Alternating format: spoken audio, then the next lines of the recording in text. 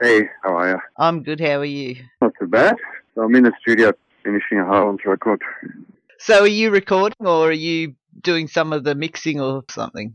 Right, and this is going to be released after the tour. Oh, totally, yes. Okay, well, I want to actually start at the start with you because according to your press release, your band is made up of a Croat, a Sri Lankan, and a Korean. So how the hell did you all meet? Well, we're Australian as well, so we all met in Australia. Yeah, but did you go to school together or did you meet after school? No, in school. We were all friends since primary school. All right. So did you start the band actually while you were in high school or? Yeah, and the very first gig we played was when we played a couple of high school parties. Oh, right. And so in 1984, on the 21st of July, when you first stepped on stage, that was your first gig, like out in the real world, basically. It was the first pub gig, yeah. That's why we consider that to be the first. I had to wait till I was the last to turn 18. Right. I have spoken to you before a while ago, and it wasn't long after you'd had the attack in the taxi. Are you fully recovered from that now? I reckon about 95%. I still have vertigo or dizziness attacks every now and then. Right. So hopefully you'll be all right. This is your 30th anniversary tour. You are going around most of the country. I don't think Tasmania's in there again. They always miss out. Well, that's not our fault. Of course, we wanted to play everywhere. Both Tasmania and Darwin, we said, look, all we need is to cover airfares and costs. And they were like, oh, we're not going to guarantee you anything. It's like, well, we can't do the gigs then. Yeah. But yeah, this is your 30th anniversary, and all the music you're playing is going to be from the first 9 years, basically, that the Hard Ons were a band. Yeah, it is. Well, obviously, if we're doing it with Cash, it's just going to be the Cash period. Last time we did that sort of thing, we did half. We had Cash play, and we did new shit, and then we had Cash come on, and finish the set. And I actually wasn't totally sold on the idea, just because, for me, I need to be happy musically. Like, look, when you're in a band that's been around forever, you have people who like certain periods of the band, and at times they get quite vocal about it. So, you get some of the fans like, well, you just played the fucking classics, mate. What's this fucking new shit? And, I'm just happy people like the band. So whatever period you like, I'm stoked. But, for me personally, I always like the now period. And so the idea of doing an entire tour of, golden oldies is a little bit, look, I had to get talked into it, but when Ray put it in the light that he put it, I just thought, yeah, he's really right. We've got killer fans. They're going to really dig this, so let's give it to them. Well, how is it going to work on this tour? Because you are touring as a four-piece with Kesh back in the band, and you've also got Peter, who are both drummers. No, well, Kesh is going to be up front. All right, he's going to be just doing vocals on this tour? Yes. Ah, cool. Unless we throw in a few surprises, but if I tell you, it's not going to be a surprise, is it? Oh, right. So people have to get along to the shows to find out how it's all actually going to work. Yes, that's the way it works, doesn't it? Yeah. And at the shows, you're actually going to have a 2 CD remaster reissue of your breakthrough album, Yummy. You know what, mate? No. Each of our records is a breakthrough album. Next question. Sorry. No, but that's yeah, you're right. That's the second last of the reissues of the early period, because they haven't been available for a while. So we wanted to, obviously fix that, have all our stuff available. Yeah. And because me and Ray are fucking nerds, music collecting. Actually, not music collecting, but, we're fanboys when it comes to music. And the only time I would buy a CD is when, I love those digi reissues that have as much bonus as you could possibly cram into them. And so we've done this, they're all, shitloads of extras. Right. But you've also got a 7-inch split single available that you've done with the jazz band. Oh, yeah, with the Necks. That's the first of 4. Look, we've got loads coming. How did you get together with a jazz band to do a split single? Well, we're mutual fans. Like, we're doing... Look, I got talked into, doing a golden oldie tour, and my sort of what I wanted for my 30th birthday was shitloads of new stuff. So not only do we have a new album, but we're going to be doing 4 split 7-inch singles with friends of ours from around the world. So the first one's with the Next, then there's, which one's next? But we've got 2 American acts and one from Japan. Oh, right. So are you going to be going overseas at all this year for your 30th anniversary? Yes, we are. Both Japan and Europe. And then when we get some time, then go back to the States and probably Europe the second time. Last time I spoke to you, which I believe was last year, you were heading to Japan then too. So do you go to Japan a lot? If we can, fucking hell. Awesome. Pretty popular over there. You got a good following. It's terrific. And it's not, look, Australia doesn't have a large population, so you can only play for a certain amount of time. And, and live music isn't as popular as it used to be. Bands like us, we're just old relics, but we just love playing, We love everything to do with music. It's playing, writing, recording. We just want to do it. So, if you can only play for a certain amount in this country, it's, I think we're pretty fucking lucky that we can, hop on a plane and go play overseas and cover our costs. Yeah, between the Hard Ons, Nunchucker Superfly and your solo work, it sounds like you're pretty much obsessed with music, that you're doing it all the time. Obsessed is probably a pretty good word for it. Look, it's an intense love affair. The 4th record I'm doing, the one I'm actually recording, again tomorrow, that's going to be another, just a very intimate record, because I don't have money to do what I did with the 3rd record, which was, there's a lot on there, a lot of orchestration, a lot of, there's drums, banjo, kids choir, just all sorts of shit. So next one will just be acoustic and voice. Right. Well, can I ask, actually, with getting Kesh back involved in the band for this tour and the new album coming out, he's on the new album, is he?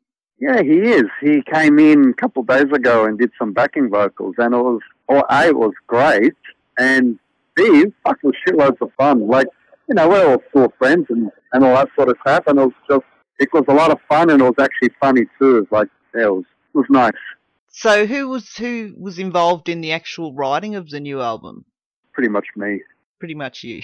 But, a band's a band. I mean, yeah, the songs are mine, and, obviously Ray and Murray put, their stamp on it as well.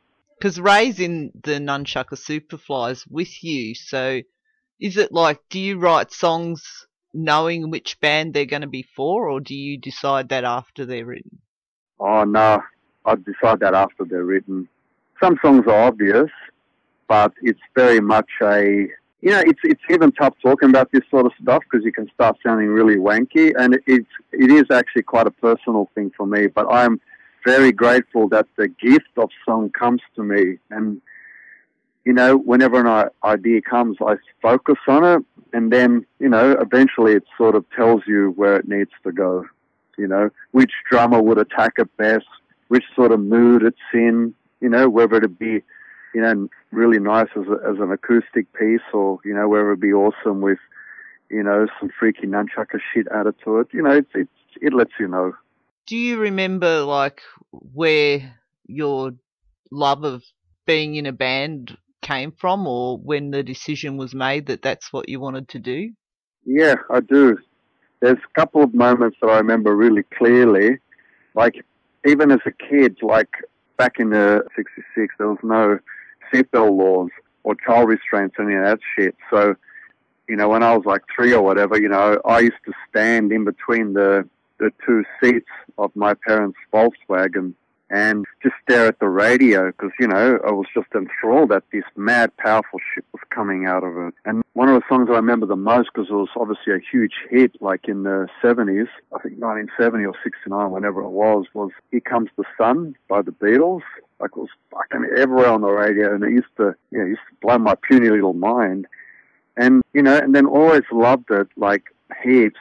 But when I was sort of younger, liking stuff like Zeppelin and Akadaka, it seemed a little bit unreachable because, obviously those guys are just mad as players. So I was like, oh man, I'd love to be in a band, but really have to practice a lot. And then, yeah, I saw the Sex Pistols on telly, and I was like, fuck, I can start tomorrow. And, that was a really powerful moment for me. It was like the earth fucking shook, and yes, that pretty much started it.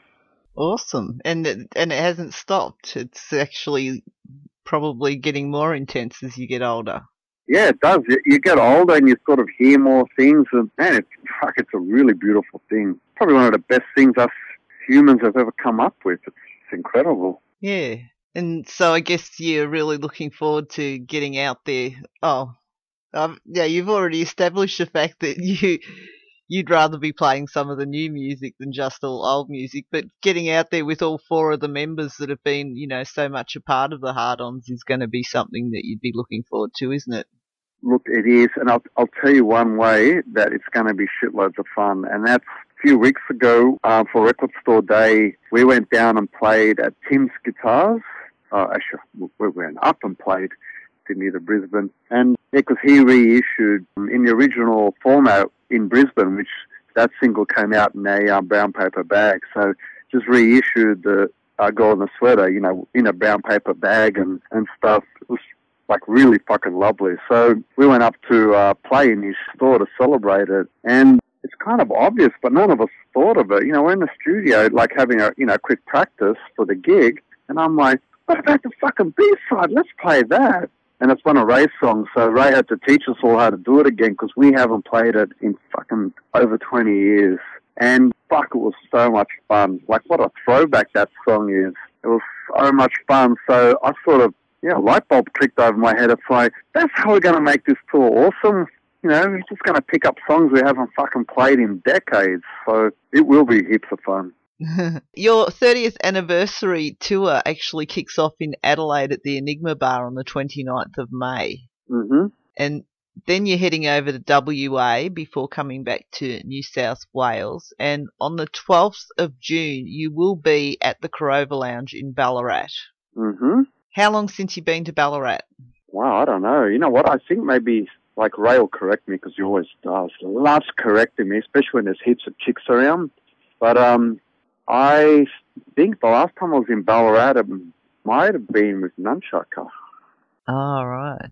So it's been a while since the Hard Ons were in Ballarat, that Corova Lounge. People have to definitely get out and see it. And in the same area, you're playing in Geelong on the 13th, because the Ballarat gig's the Thursday night and Geelong's a Friday night at the Wool Exchange. And then on Saturday the 14th, you're going to be at the Corner Hotel in Melbourne, which is going to be a really big one.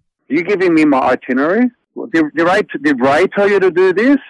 No, I'm giving the people listening the itinerary, particularly in the area surrounding Ballarat, because I'm in Ballarat, so...